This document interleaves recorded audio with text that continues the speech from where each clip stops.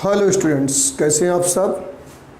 आशा करता हूं आप सब स्वस्थ होंगे और मज़े से पढ़ाई कर रहे होंगे। आज के इस वीडियो लेक्चर में हम कक्षा 10वीं के गणित विषय के एनसीईआरटी सिलेबस के अध्याय 1 की प्रश्नावली 1.2 के दो प्रश्नों, प्रश्न क्रमांक 7 और प्रश्न क्रमांक 8 को हल करेंगे।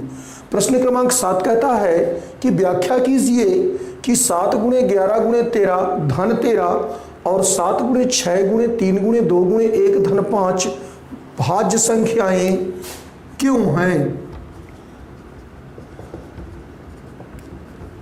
यहां पर दो संख्याएं लिखी हैं, एक संख्या है ये और एक दूसरी संख्या ये है। कहता है कि ये दोनों भाज्य संख्या है, लेकिन क्यों भाज्य संख्याएं हैं ये हमें बताना है। तो हम पिछली कक्षाओं में हमने पढ़ा था कि वे सभी संख्याएं जिनके गुणनखंड 2 से अधिक होते हैं। 2 से अधिक होने का मतलब एक और स्वयं के अतिरिक्त भी कोई अन्य गुणनखंड हो, वे सभी संख्याएं भाज्य संख्याएं कहलाती हैं। और वे सभी संख्याएं जिनके गुणनखंड एक और दूसरा वो स्वयं होती कहलाती हैं अभाज्य संख्याएं। तो यहाँ पर हम सबसे पहले देखेंगे कि आखिर ये क्यों भाज्य संख्याएं हैं। तो यहाँ पहली संख्या है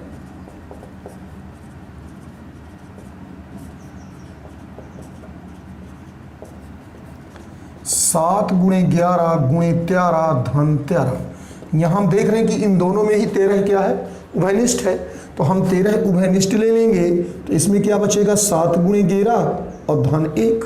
13 निकल गया तो 7 गुणे 11 बचा और इसमें 13 था, बाहर निकल गया, कुछ नहीं बचा तो क्या बचेगा 1। तो 13 गुणे 7 का 11 से गुणा करेंगे तो 11 7 77 धन 1 बराबर 13 गुणे 77 और 1 78। तो चूंकि यहां पर इस संख्या का 13 एक गुणनखंड है, इसका मतलब कि यह संख्या 13 से भाज्य है। तो चूंकि यहां एक गुणनखंड 13 है,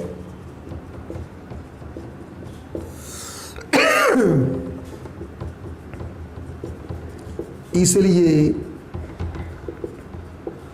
यह संख्या 13 से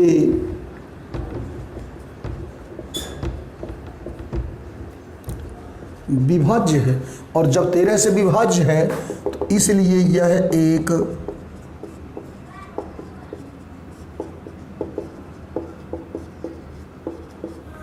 भाज्य संख्या होगी।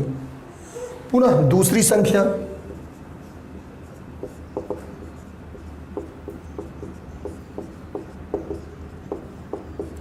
दूसरी संख्या 7 गुणे 6 गुणे 5 गुणे 4 गुणे 3 गुणे 2 गुणे 1 और धन 5। यहां से यहां तक ये एक संख्या है और ये दूसरा पद है, दो पद हैं, है ना। तो दोनों में हम देख रहे हैं कि यहां पर 5 दोनों में क्या है, उभयनिष्ठ है। तो हम 5 उभयनिष्ठ ले लेंगे तो क्या बचेगा, 7 गुणे 6, 5 तो निकल चुका है तो 4 गुणे 3 गुणे 2 गुणे 1 और इसमें 5 था, बाहर निकल गया, कुछ नहीं बचा तो क्या बचा 1। अब यहाँ पर दो गुणनखंड है, एक ये है 5 और दूसरा ये है।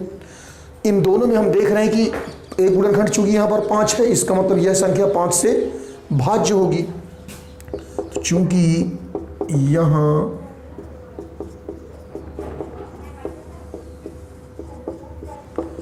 एक गुणनखंड 5 है,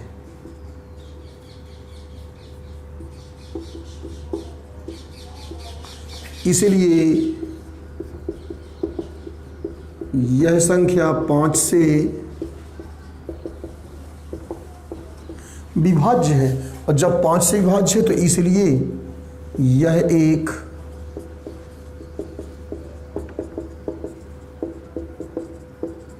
भाज्य संख्या है। चूंकि ये संख्या भी भाज्य और ये विभाज्य है तो अतः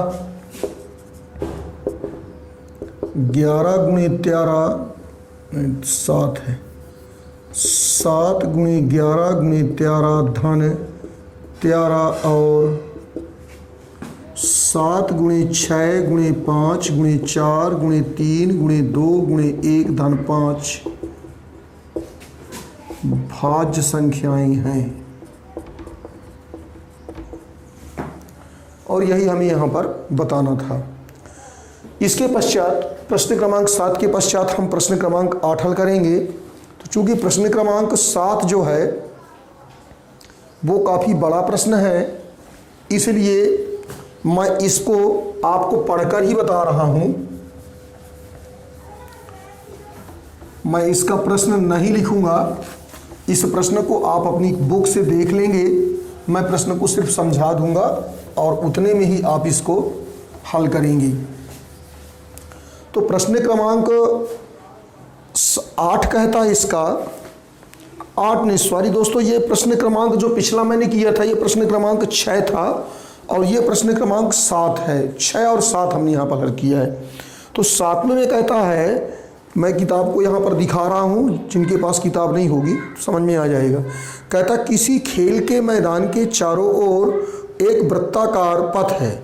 इस मैदान का एक चक्कर लगाने में सोनिया को 15 मिनट लगते हैं, जबकि इसी मैदान का एक चक्कर लगाने में रवि को 12 मिनट लगते हैं। मान लीजिए वे दोनों एक ही स्थान और एक ही समय पर चलना प्रारंभ करके एक ही दिशा में चलते हैं, तो कितने समय पश्चात वे पुनः प्रारंभिक स्थान पर मिलेंगी। देखिए प्रश्न कहता है कि एक खेल का मैदान है, उस खेल के मैदान के चारों ओर एक वृत्त के आकार का पथ है। इस तरह का एक पथ है।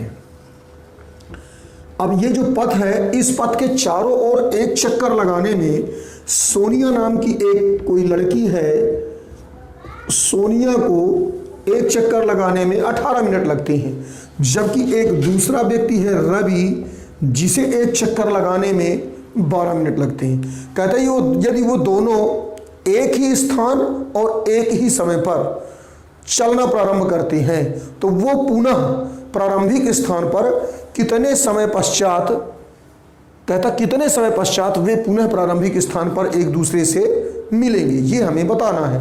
तो इसके लिए हम इन दोनों संख्याओं 18 और 12 का निकालेंगे लघुत्तम समाप वर्त।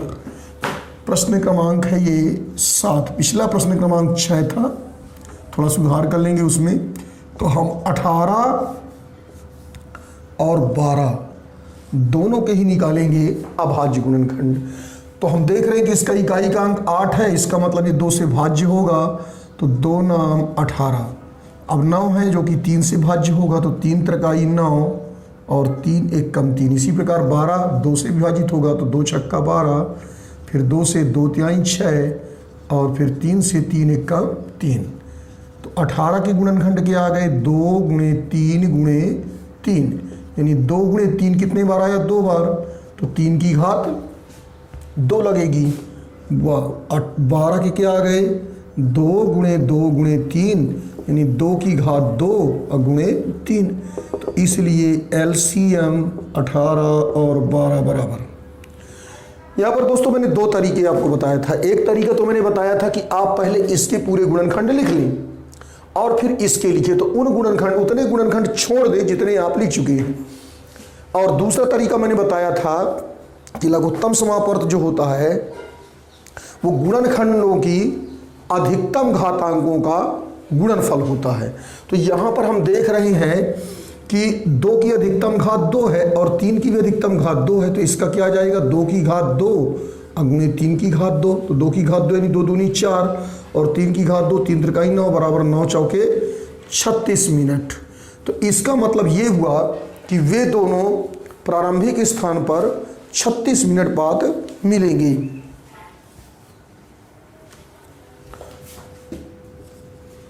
अतः रवि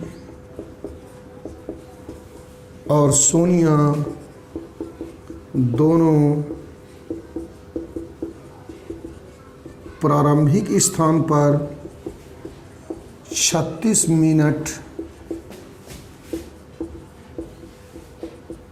पश्चात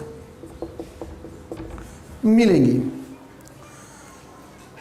तो इस प्रकार हमने इस वीडियो में प्रश्न क्रमांक 6 को और 7 को हल किया। इसमें यदि कोई समस्या हो तो उसे कमेंट बॉक्स में अवश्य लिखें और वीडियो पसंद आने पर इसे लाइक, शेयर और सब्सक्राइब अवश्य करें। और कोई समस्या हो तो कमेंट बॉक्स में दोस्तों अवश्य लिखें। वीडियो कैसा आ रहा है, अच्छा आ रहा है या बुरा आ रहा है, कोई उसमें कमी है तो उसे आप अवश्य लिखिए जिससे कि मैं सुधार कर सकूं। धन्यवाद।